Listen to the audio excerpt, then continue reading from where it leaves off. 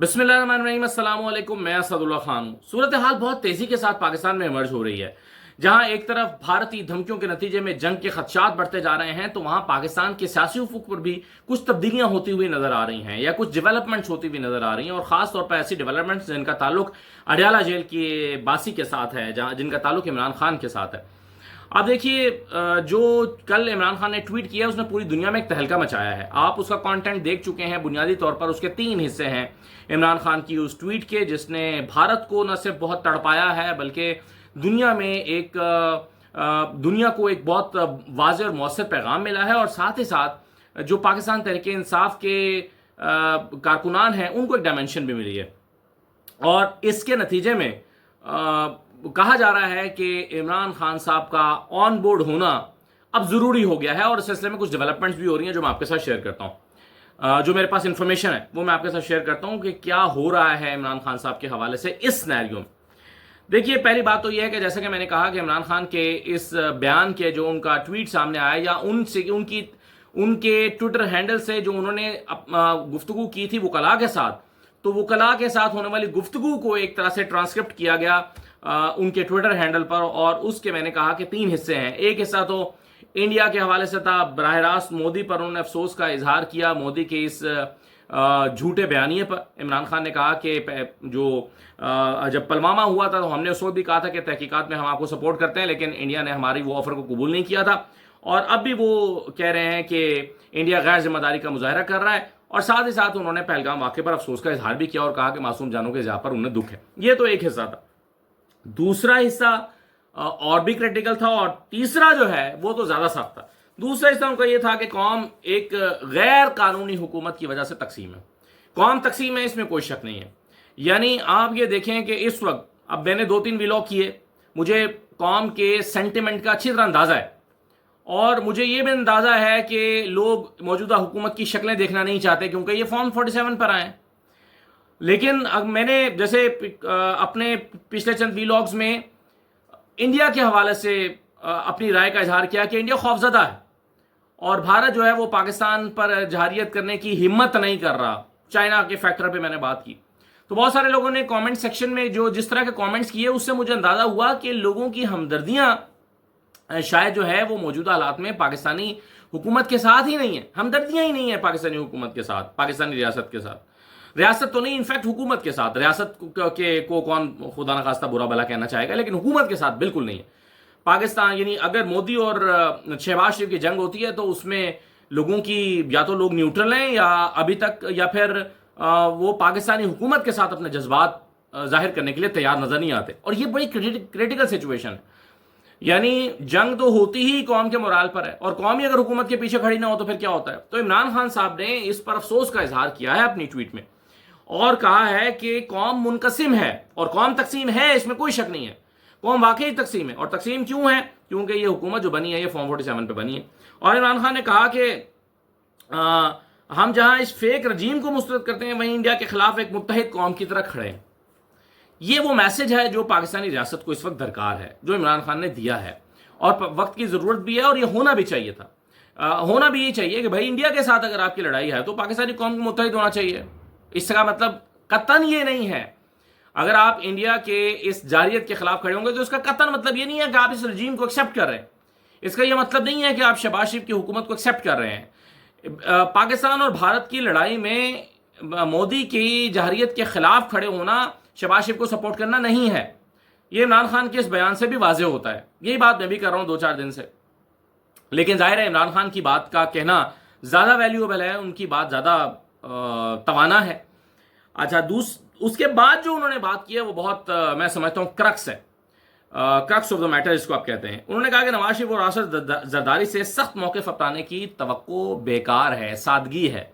یہ ہو نہیں سکتا کہ نواز شریف، آصف زرداری، شہباز شریف، مریم نواز، یہ سارے مودی کے خلاف ایک سخت زبان استعمال کریں۔ کیوں؟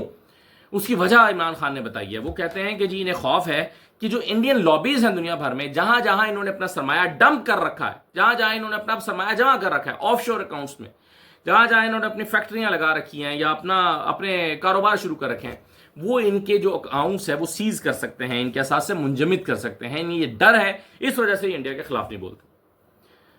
تو آپ کو اندازہ ہوتا ہے کہ میں نے اس پر 2-3 دن پہلے ایک پورا ویلاگ بھی کیا تھا کہ کس طرح سے ان کا ٹویٹر اکاؤنٹ خاموش ہے، اور میں نے آپ کو ان کے اسکرین شاٹ لے کر دکھائے تھے. نہ مریم بول رہی ہیں، نہ نواز شریف بول رہے ہیں، نہ شہباز شریف بول رہے ہیں، نہ بلاول بول رہے ہیں، نہ زرداری صاحب بول رہے ہیں.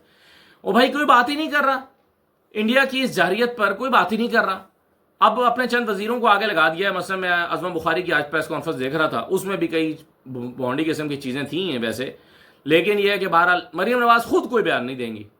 کیوں؟ کیونکہ انہیں وہ خوف ہے جو عمران خان نے ایکسپلین کیا ہے.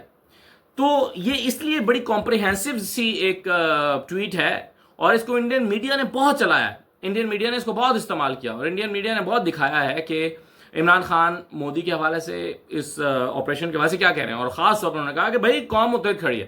یعنی جو پچھلے دنوں انڈین میڈیا یہ کہتے نا کہ جی پاکستانی قوم تو تقسیم ہے عمران خان کی وجہ سے، اور عمران خان کے جو فالوورز ہیں وہ حکومت کو سپورٹ نہیں کر رہے، تو عمران خان یہ کہتے ہیں کہ اس معاملے پر ہم ایک متحد قوم کی طرح کھڑے ہیں.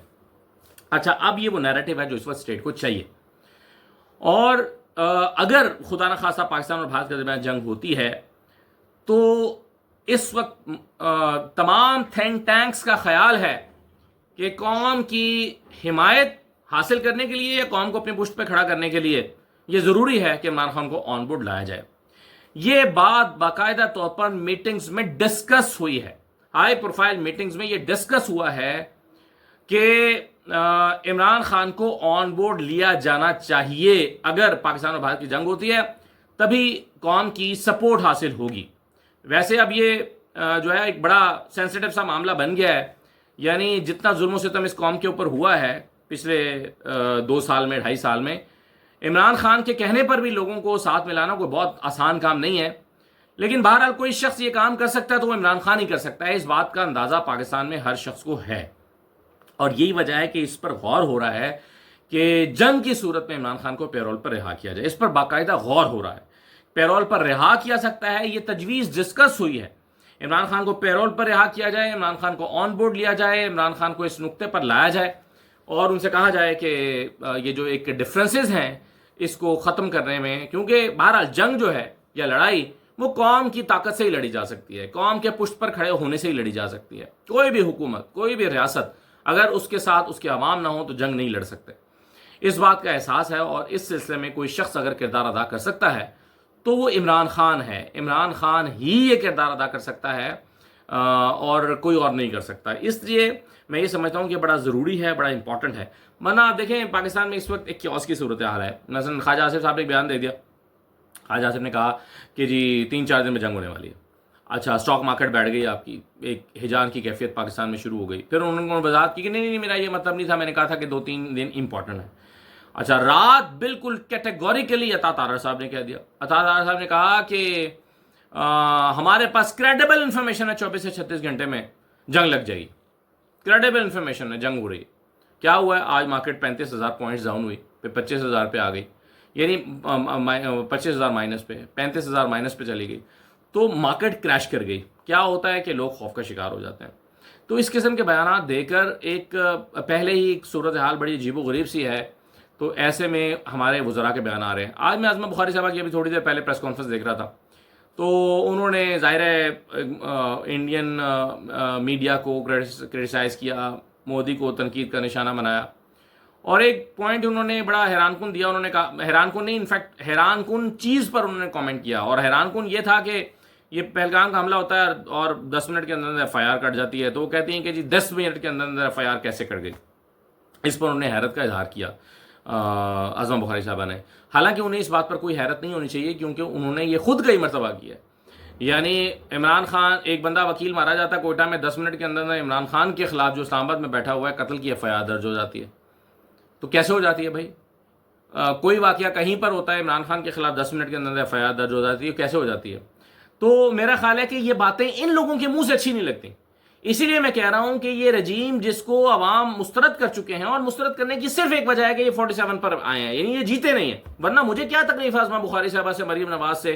میری کون سا کوئی رشتہ داری ہے، یا میں کون سا؟ ہاں، جیت کے آئیں، 100 بسم اللہ 10 دفعہ آئیں، لیجیٹیمیٹ گورنمنٹ بنے، پرفارم کریں. نہیں کریں گے تو لوگ آپ کو ووٹ نہیں دیں گے. آپ اگر پرفارم کرتے ہیں تو لوگ آپ کو ووٹ دیں. مجھے کیا تکلیف ہے بھائی کسی سے؟ مجھے نون لیگ سے کیا پرابلم ہے؟ میرا نون لیگ سے کوئی لڑائی ہے؟ میری تو اس بات سے لڑائی ہے کہ جو جیتا ہے اس کو حکومت دینی چاہیے، بس بات ختم۔ جو جیتا ہی نہیں ہے وہ حکومت کیوں کر رہا ہے؟ اب وہ عوام کے نمائندہ نہیں ہے، وہ عوام کے جذبات کی ترجمانی کر نہیں سکتا۔ ازما بخاری اور ان کی جماعت جیت جائیں، 10 دفعہ 100 بسم اللہ آئیں، حکومت کریں، اچھا پرفارم کریں گے تو لوگ آپ کو پسند کریں گے، نہیں کریں گے یعنی پھر میں یہ نہیں کہہ سکتا کہ جی آپ تو جعلی حکومت ہیں۔ تو اس لیے میں کہتا ہوں کہ ان جیسے لوگوں کے منہ سے ایسی باتیں سوٹ ہی نہیں کرتی۔ یہ لوگ بیانیہ نہیں بنا سکتے۔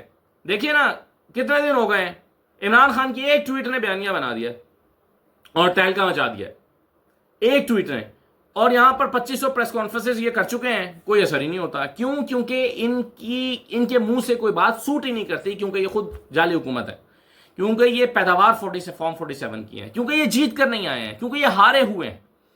جب آپ جعلی حکومت بنا دیں، عوام پر ظلم و ستم کریں، اور پھر آپ کوئی بات کریں تو آپ کے منہ سے اچھی نہیں لگے گی۔ یہی بات اگر عمران خان کریں گے تو اس میں وزن محسوس ہوگا۔ کیوں؟ کیونکہ عمران خان جو ہے وہ عوام کے جذبات کی ترجمانی کر رہا ہے، اور ہمیں کیسے پتا چلا ہے؟ یہ 8 فروری 2024 کے انتخابات سے پتا چلا ہے۔ تو پیمانہ ایک ہی ہے، 8 فروری 2024 کے انتخابات، پیمانہ ایک ہی ہوتا ہے، اور وہ ہوتا ہے الیکشن میں عوام نے جس کو ووٹ دیا ہے، عوام اس کی بات سننا چاہتے ہیں۔ وہ چاہتے ہیں کہ جس کو میں نے ووٹ دیا وہ کیا کہتا ہے، جس کو میں نے ووٹ دیا اس کے کیا جذبات ہیں، وہ کیا کہنا چاہتا ہے، لوگ اس کو سنتے ہیں۔ جس کو ووٹ ہی نہیں دیا اس کی لوگ بات کیوں سنیں گے؟ تو اس بات کا احساس پاکستان میں اس وقت اسٹیبلشمنٹ کو بھی ہے، ریاست کو ہے پوری، اور حکومت کو نہیں ہے، اوبویسلی حکومت تو خود اس کی بینیفیشری ہے، لیکن پاکستان کے تمام تھنک ٹینکس، پاکستان کی اسٹیبلشمنٹ، ریاست، ان سب کو اس بات کا اندازہ ہے کہ یہ لوگ جو ہیں، ان سے یہ کمپنی چلنے والی نہیں ہے، ان سے بات نہیں بنے گی۔ یعنی وہ لوگ جو ایک تو منہ سے کوئی لفظ بولتے ہی نہیں ہے، شہباز شریف، نواز شریف، مریم نواز، آصف زرداری، بلاول، یہ ایک تو یہ مودی کے خلاف یہ کچھ بولیں گے نہیں، اور اگر ان کے وزراء کچھ بولیں گے بھی تو ان کی بات میں وزن نہیں ہے، کیونکہ ہارے ہوئے شخص کی بات میں کیسے وزن ہو سکتا ہے؟ کیونکہ وہ عوام کے جذبات کی ترجمانی نہیں کرتا۔ یعنی آپ سوچیں نا، ایک بندہ 25,000 ووٹ اپنے حلقے میں سے لیتا ہے، اور اس کے مقابلے میں اس کے حلقے میں 2.25 لاکھ ووٹ لیتا ہے، پھر فارم 47 بنتا ہے، 2.25 لاکھ والے کے 1.25 لاکھ ہو جاتے ہیں، اور 25,000 والے کے 2.25 لاکھ ہو جاتے ہیں۔ تو آپ سوچیں نا کہ اس طرح کے کارناموں سے وہ کیا اپنے حلقے میں کے لوگوں کے جذبات کی ترجمانی کر سکتا ہے؟ نہیں کر سکتا۔ تو اس بات کا سب کو اندازہ ہے۔ تو عمران خان کو آن بورڈ لینا پڑے گا، اس میں کوئی دوسری رائے نہیں ہے۔ اگر جنگ لڑنی ہے تو عمران خان جو ہے وہ قوم کی ترجمانی کر رہا ہوگا، تو قوم جو ہے وہ ساتھ میں پشت پہ کھڑی ہوگی۔ اور میں یہ بھی بتا دوں کہ متحد ہونا قوم کا بڑا ضروری ہے اور ہونا چاہیے۔ قوم کو بھارتی جہریت کے خلاف متحد ہونا چاہیے، اس میں کوئی شک ہی نہیں ہے۔ خود ہم فرنٹ لائن پہ کھڑے ہوئے ہیں، لیکن یہ کر کون سکتا ہے؟ یہ عمران خان کر سکتا ہے۔ یہ میری رائے ہے، اور یہ صرف میری نہیں، میرا خیال ہے سبھی کی رائے ہے۔ آج مارکو روبیو کے بارے میں اطلاع ہے کہ وہ انڈیا اور پاکستان دونوں سے رابطہ کریں گے اور کہیں گے کہ ذرا کول ڈاؤن کریں، کام ڈاؤن کریں، یہ اس طرح کی حملے شملے کی باتیں نہ کریں، اور بیٹھ کے ٹیبل پہ مسئلہ حل کریں۔ یہ اگین انڈیا کے لیے ایک بڑی ڈسٹربنگ بات ہے، کیونکہ وہ ایکسپیکٹ کرتے تھے کہ مارکو روبیو پاکستان سے کہیں گے کہ جی آپ جو ہے وہ انڈیا کے مطالبات مانیں۔ اچھا، ویسے انڈیا کا مطالبہ کیا ہے یہ بھی پتہ نہیں ہے۔ انڈیا نے کوئی شواہد چونکہ ابھی تک دیے نہیں ہیں، کوئی انہوں نے پاکستان کو بلیم آفیشلی براہ راست اس طرح سے ثبوت دے کر کیا نہیں ہے، تو اس کے نتیجے میں پتہ نہیں ہے وہ چاہتا کیا ہے۔ ٹیبل پر بیٹھے گا تو کیا مطالبات پاکستان کے سامنے رکھے گا؟ یہ کہ جی آپ ٹیررزم بند کریں، تو یہ تو ایک جنیرک سٹیٹمنٹ ہے۔ ٹیررزم تو انڈیا پاکستان میں کرتا ہے، اس میں کوئی دوسری رائے نہیں ہے۔ تو ایسی صورت میں میرا خیال ہے کہ امریکہ سے جو شکوہ بنتا ہے انڈیا کا، وہ یہ ہے کہ آپ ہمارے ساتھ کھڑے ہونے کے بجائے فریق بن گئے ہیں، یا یا آپ ثالث بن گئے ہیں، تو آپ کا ثالث نہیں، آپ تو ہمارے پارٹنر بنے۔ تو یہ بھی ایک ان کے لیے ایک بڑا دھچکا ہے۔ تو دیکھیے آئندہ 24 گھنٹے جو عطا سارا صاحب بتاتے ہیں کہ بڑے امپورٹنٹ ہیں، اور ظاہر ہے ان کی اپنی انفارمیشن نہیں ہوگی، یہ تو انفارمیشن پاکستان کی ایجنسیز کی ہوگی۔ تو اگر وہ کہہ رہے ہیں تو بات میں تو وزن ہے۔ کیوں کہہ رہے ہیں، یا یہ بیان دینا کیوں ضروری تھا، یہ ایک علیحدہ ڈیبیٹ ہے۔ تو دیکھتے ہیں کیا ہوتا ہے۔ اجازت دیجیے، اللہ حافظ۔